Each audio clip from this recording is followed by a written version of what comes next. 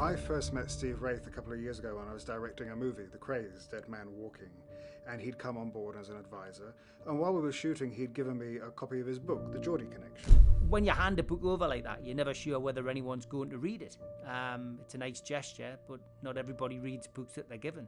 And after we finished the film, I went away and I read it, and I thought it was such a unique and compelling take on things that it kind of belonged on the screen in some way. I got a phone call from Richard to say that he'd read the book and he thoroughly enjoyed it. And I said, Steve, I think this has the legs to work as a feature documentary. Are you interested in doing it? Obviously, I jumped at the chance. It was a great opportunity to show my story with the Krays in a different perspective and speak to some of the main characters. We're all getting older, and it was an opportunity really to capture those memories forever. And I trusted Richard's vision. The finished product is something I'm very proud of.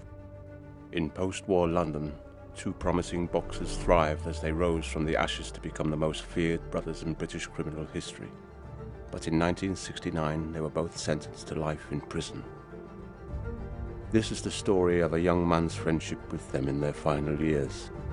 His friendship with Ronnie and Reggie Kray.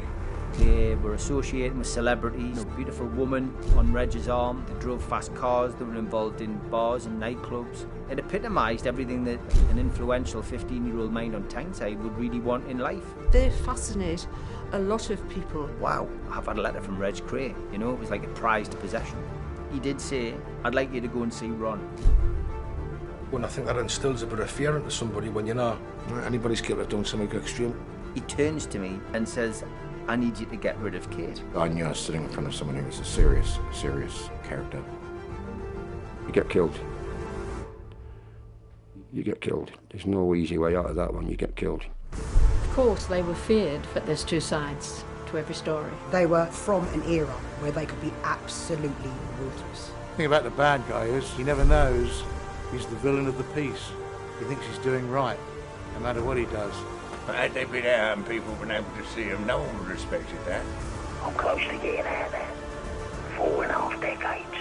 It's gonna take me 6 weeks to visit all the fucking graves.